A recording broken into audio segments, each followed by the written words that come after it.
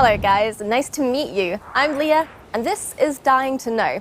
If you're dying to know what's going on in the world of Dying Light 2, then you're in the right place. Here we'll be showing you all the news, the latest from the Dying Light world. We'll be announcing a few contests, we'll be talking to developers, and probably most importantly, we're going to be showing you a brand new gameplay trailer where you can see the current state of the Dying Light 2 game. But first, there's someone here I need to introduce you to. It's Aiden Caldwell. I'm a pilgrim, an outcast, roaming like a Japanese Ronin or an Old West desperado. My past is dark, but my future has a tiny, dying light at the end of this tunnel. Hello, guys. My name is Jonas Scott, and I voice Aiden Caldwell in Dying Light 2. But before that, I'm going to host this program with Leia, if you don't mind. My pleasure. Well, I'm ready. Jonah's definitely ready, and I hope you're ready. So if you're dying to know, just like us, then stick with us. The story told in Dying Light 2 occurs 20 years after the events of the first game. And if you're wondering what happened in those intervening 20 years, well, there's no better person to ask than the Dying Light 2 world director, Tomek, with who I'll be talking in just a moment. And after that, I'll be speaking with Piotr Jamenek, the narrative director of the game, about the characters that appear in Dying Light 2.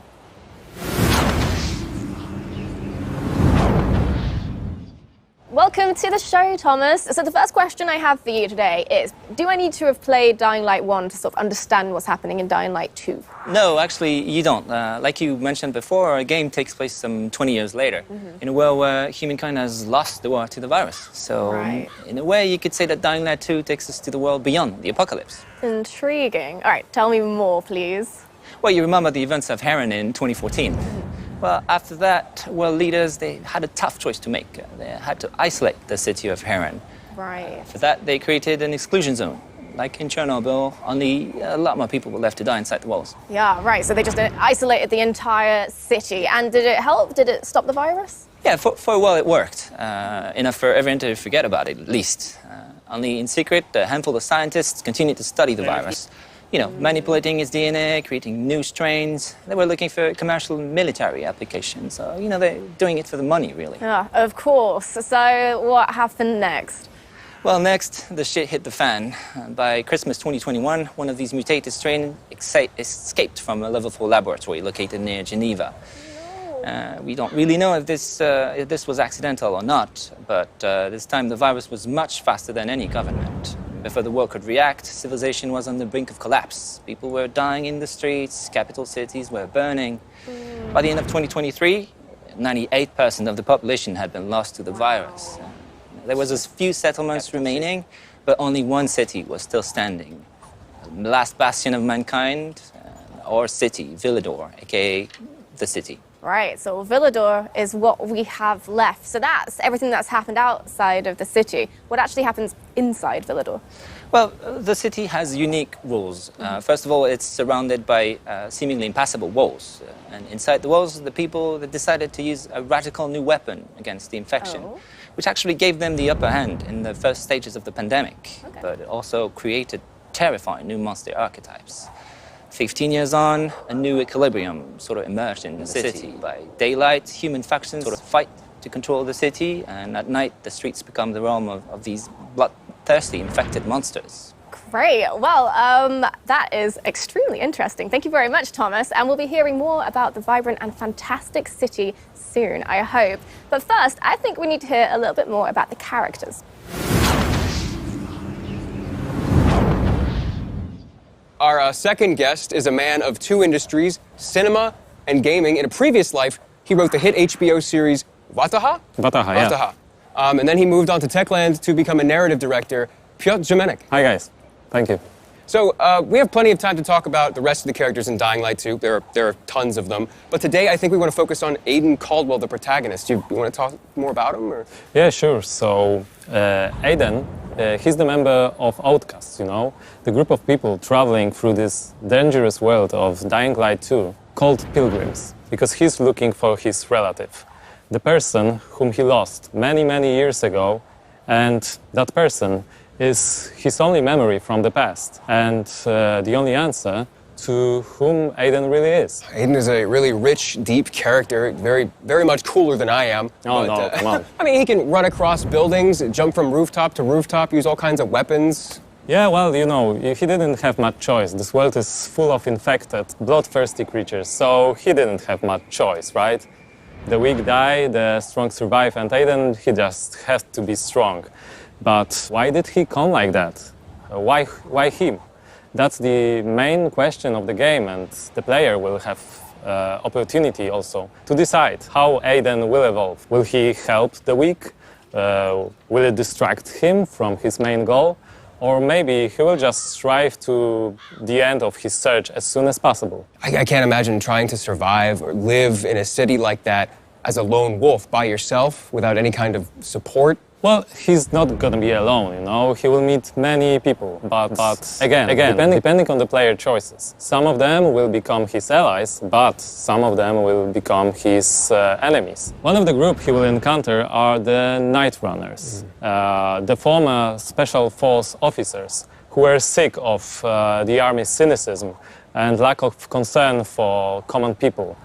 But they were brave enough to help the people during the night. And the night, as you know, is pretty horrifying in the game. Yeah, so Aiden joins them, joins the Night Runners? Oh, that's the question, my friend.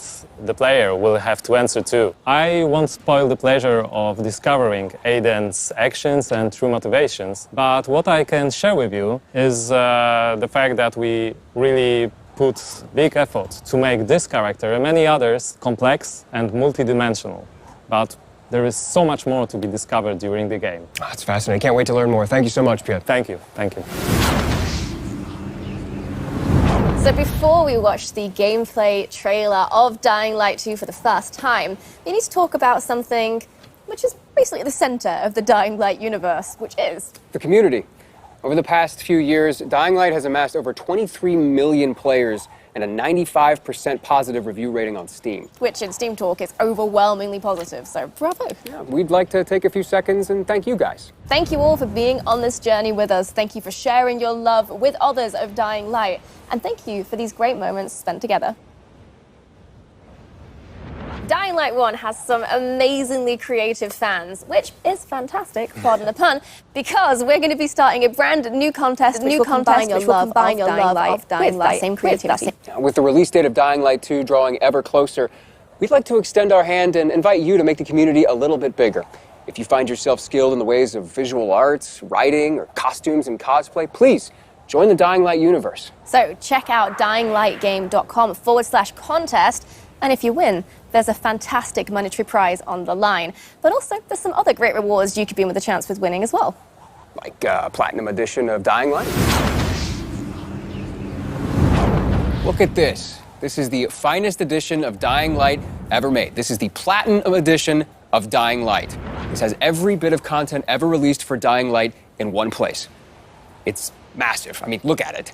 For those of you who haven't experienced Dying Light yet, we are introducing Dying Light 1 Platinum Edition. It's the biggest and most complete edition to have ever existed. And we're offering it to you now at an historically low price. All the content, lowest price. It's literally no better time to buy than now, and you can get it on Steam, Xbox, and PlayStation. Get your Platinum Edition of Dying Light now. This is the best offer, like, ever.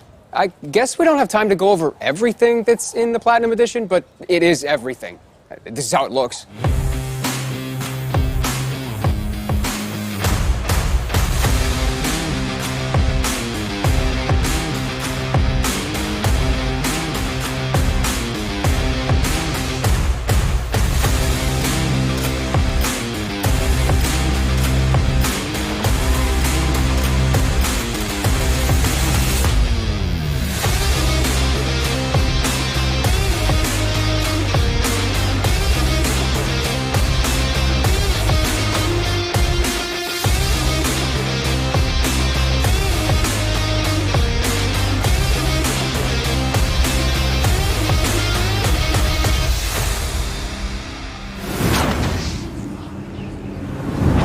Okay, so I'm excited because you guys are in just a second gonna see the official gameplay trailer for Dying Light 2. And then after that, we're gonna interview some of the devs that made it possible.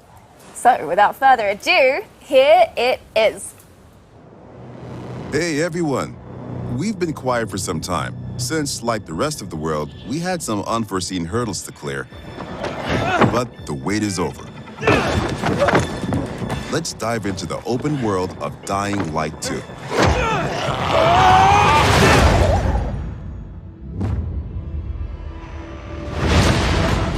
The last slice of Dying Light 2 showcased the mission from the main storyline. You get after those fuckers. You saw how your decisions influenced the narrative and notably changed the environment. This time, we want to give you a broader look at the game and a sneak peek at some of the things we'll be talking about in upcoming months.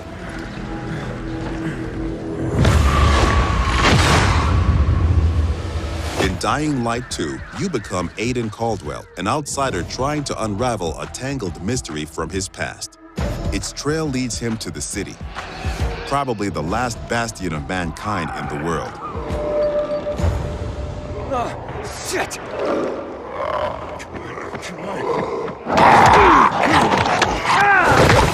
At first, you feel like this intense, brutal place will tear you apart. But then you meet the Night Runners, veteran survivors who help people in better days. By the way, I'm Hakon. You were a night runner. You used to help people, remember? Night runners are gone. Finished. A myth.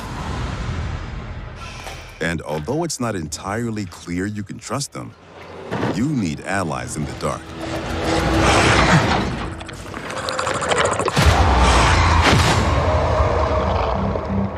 And these are the modern Dark Ages. It's been 15 years since the apocalypse and the world has changed. The old civilization has fallen, but a new one has been built on its ashes. People fight desperately for scarce resources.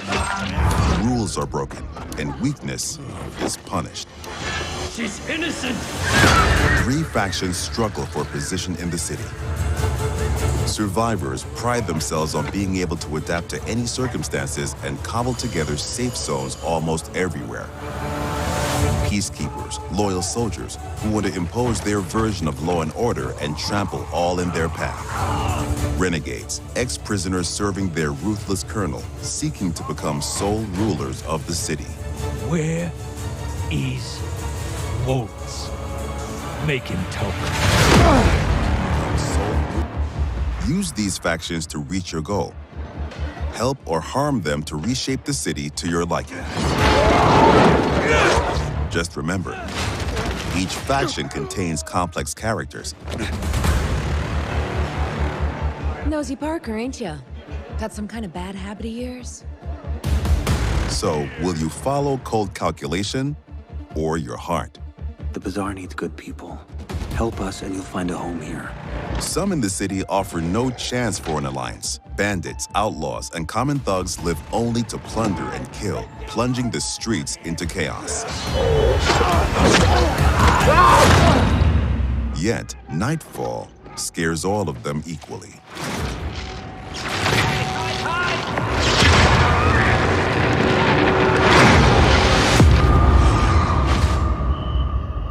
Darkness changes the rules of the world.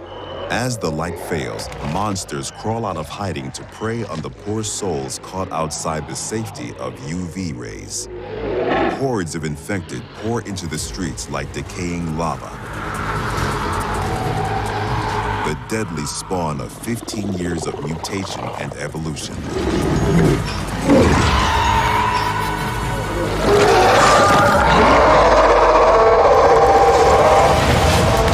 Your only escape? Exploit the city's verticality and flee to the roofs. Though even there, you are never safe from swift and deadly virals.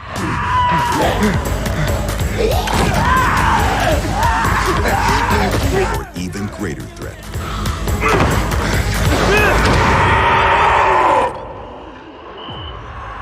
Yet night brings opportunity as well. Nests rife with infected during the day now lie empty. To explore them, you must tread carefully. But those brave enough to face the terrors of the night can loot a jackpot.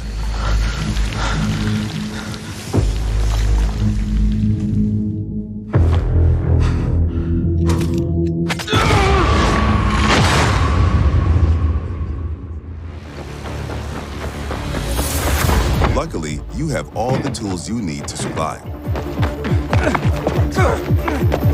Your extraordinary parkour skills allow you to navigate even the most treacherous terrain.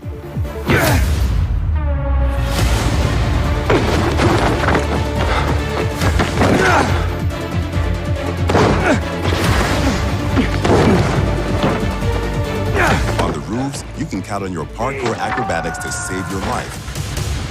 But often, you'll have to face your enemies head on. And then you have to be smart,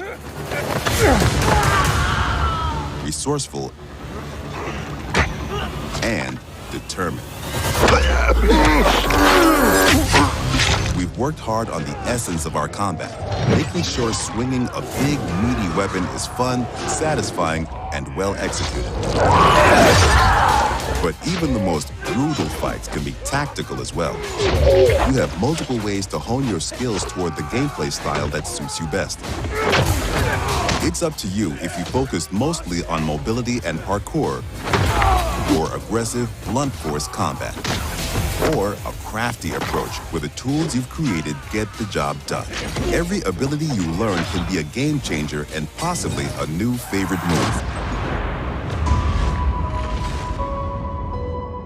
Things move fast and quick in Dying Light 2. Each moment matters. Each move could mean triumph or defeat. Choose your actions and friends carefully. Everything you do in the city can reshape the gameplay environment, change the course of the narrative, and decide the fate of the city's residents. But most importantly, you decide your own fate as well. You're about to turn. Make sure to stay human.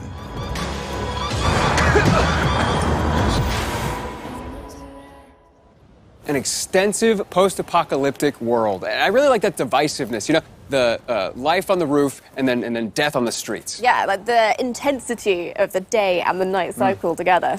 It's almost like Dying Light 2 is two different games put together into one. Yeah, like despite that, despite all the brutality going on the ground floor, there's something about like the rooftops and the plants. It's cozy. Yeah, I kind of want to be there. But it does feel like every decision is vital. Like your choices actually do have some consequences. Choices and consequences are incredibly vital to Dying Light 2's gameplay. And we're going to interview some devs and talk about some other very vital gameplay mechanics. Our next guest is Adrian Szczyzewski. Hi. Hi. Welcome. And that gameplay looked awesome. I know we can't wait to get our hands on it, but congrats. Yeah, for sure. It looks like you guys have a very unique world and a very unique game. Where y'all get your inspiration from? Oh, that was a research. We did a deep dive into the history of our world, and we found repetitive patterns. We found that people use the same behaviors in the past after the fall of civilization or after the fall of the nation that's supposed to be a backbone of our world. So our approach was super simple. We just copycat those behaviors and attitudes and show you how our world would look like after the fall. However, it's kind of obvious that the main reason that civilization fall is virus pandemic or eventually the economical collapse. Yeah, that's basically obvious thing. But it's even darker if you connect those things with the research we did at the beginning of the production. So people will question everything. They're gonna blame everything and everyone that's supposed to guide us in our lives every day. So they're gonna blame governments, they're gonna blame law, they're gonna blame science, or even religion. Some people might ask themselves that, where was God when it happened to us, basically, you know? So I feel that all of those things together creates the sensation that it's a giant step backward for our civilization. So Dying Light 2 has a subtitle, Stay Human. What does that mean? Well, it's super hard to remember those values that makes us human, so like compassion or support. So the entire fall, those dark times we have is a big test for everyone. And I think it's even harder test because to stay human, people would sacrifice what's the most important for them or sometimes risk their lives. Wow, so that's like really intense. And there's like the obvious like double meaning to it, which is what I was thinking. Stay human, don't become a zombie. Yeah, but one disclaimer, those are not zombies, you know? Those are infected people that turn to be a monster. They're just crossing a line, you know, and they're turning to be a monster, you know? Because in Dying Light 2, we all infected. Yeah, we all wearing this biomarker. You know, Aiden, you're wearing this, I'm wearing this. That's a watch, actually, but you know that, you know? So that's the thing. So the challenge is to not cross this line at all costs. So that's the biggest challenge of staying human in this meaning. I see, yeah, not zombies. Not zombies. Not zombies. At all. People have crossed the line. Right, well, fascinating. Thank you so much, Adrian. We're definitely going to be hearing from you again soon. Yeah, thank you so much. We have with us Katarzyna Tarnacka, the environmental art director. Hi. And we have game designer Michał Duzak. Hello. So, choices and consequences. The player has to make a choice, and they have to experience or endure the consequences. What does that mean? Basically, the whole system of choice and consequences is really, really complex. I would say the best way to describe it is that the player is making the decisions based on 3 layers. First one are the choices that you do during the main story missions. And those big changes actually can change the whole game or even how the story ends. The second layer are choices that you do while the quests. And those choices can actually influence the mission itself. And the last one, the last layer, is so-called city alignment system. And I, as an open-world game designer, would like to focus on. Please do, go on. All right, so water and electricity are basically a key to survive in every world.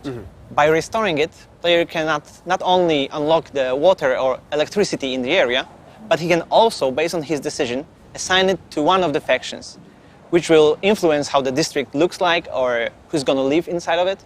But it also, what is pretty more important for a player, unlock new tools for him, like unique tools for each factions, like car traps, zip lines, or a trampoline.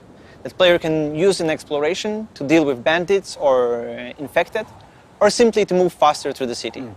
So basically, based on your choices, you shape the game environment, which gives you a different experience every time you start a new game. And what is worth mentioning here that Dying Light 2 is playable up to 4 co-op players. So you can host the game or join other players and see how their choices came up differently to your own. Right. Interesting. There's one thing I'm really curious about, though. Night versus day. How does the gameplay differ from the night and the day? Well, the short answer is that day is for humans and night is for the monsters. But to describe it a little bit better, I would say that during the day, humans, factions, bandits, or survivors scavenging the city and searching for some scraps or someone who might have them. And this is the best time for a player to explore the city, meet its citizens, learn the stories, day-to-day agenda, or even simply help them in a quest or open-world activities to survive those dark ages. Yeah, and that sounds quite pleasant, but I'm guessing night changes everything. Exactly, exactly. During the night, all the infected get out of the buildings, and compared to the Dying Light 1, the night is going to be even more intense this time. Intense in terms of the amount of enemies, their new types, and new, more aggressive behaviors. And what is important, this time night can mean also opportunity. An opportunity for the players who are courage and skilled enough to use the fact that all the infected are outside and buildings are accessible to explore them and search for the most valuable loot in the game. Katarzyna, you're responsible for the post-apocalyptic look of the city. Can you tell us a little bit how about the city became to look that way? Yes. I guess the important thing to realize is in 2025, a decision was made to use a chemical attack to stop the spread of the Haran virus. And the result is a tight ring of chemically active areas around the city.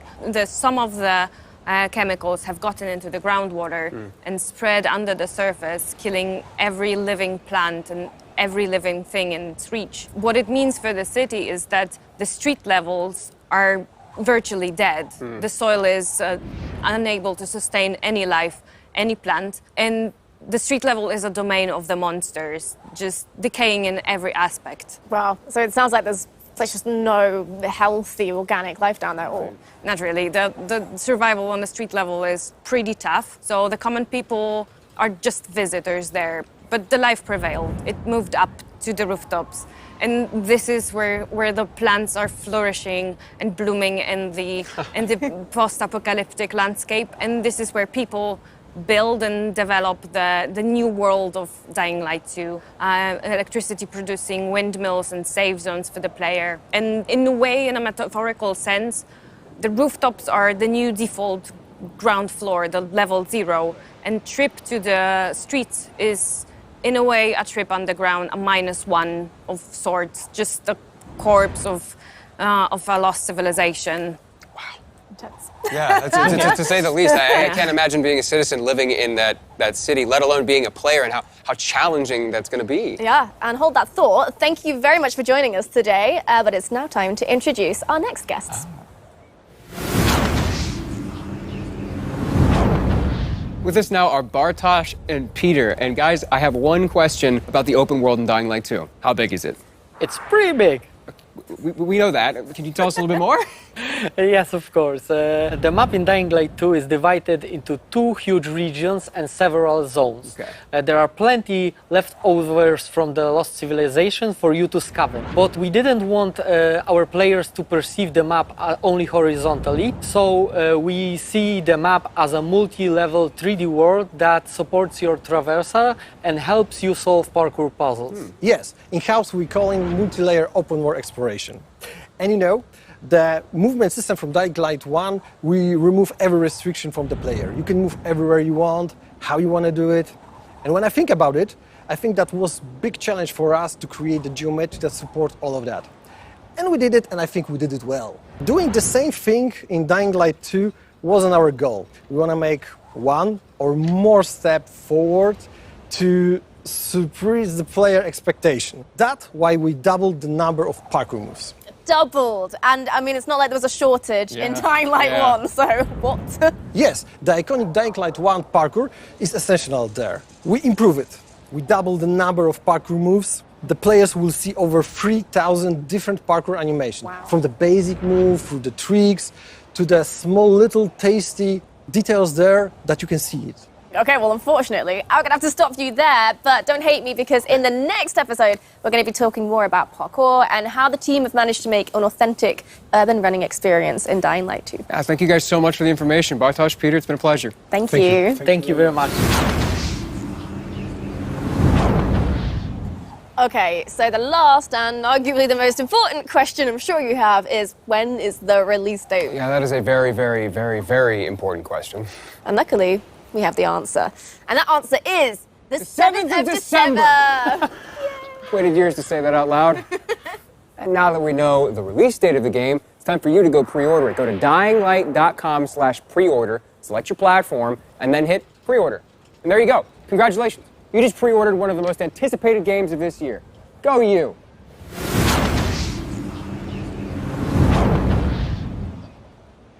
Oh, wow. I want one. Well, I've got good news for you then, because this official figurine is part of the collector's edition of Dying Light 2, and you can get one for yourself if you want. We'll leave like a proper unboxing of the whole set to the professionals, but we do have it all in front of us right now, so it'd be rude not to take a look.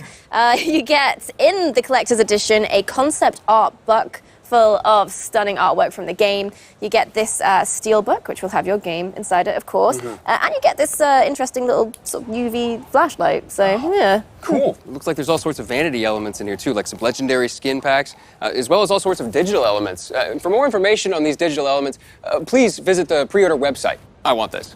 And I want Dying Light 2. Kind of thought you'd say that. Well, if you're feeling the same way, then I've got good news, because you can pre-order the collector's edition. However, it is very, very limited, so you'll have to be very quick. Rest assured, there will be plenty of the standard edition for your standard gamer, but if you're into special editions, there is a deluxe edition of Dying Light 2 with a steel book, a legendary pack, and a digital soundtrack, and much, much more. So to summarize, that's 3 different editions that you can buy depending on what you're after. And if you just can't wait until release to get immersed in the world of Dying Light 2, then why don't you go check out the Techland Gamers and Goodies website for more info. Yeah, this is a program for all gamers, whether or not you want updates on Dying Light 2 with the news, or you want Dying Light 2 items in Dying Light 1. Everyone's going to find something they like there. Yep, and this is just an initial offering as well. Check back later for even more details, more information, and we'll be going through it in future episodes as well. That's it. Don't forget to pre-order the game and take part in our contests. The details are on the game's website. And here's a sneak peek at the topic of the next episode. Thank you for watching, and stay safe out there. Bye! See ya!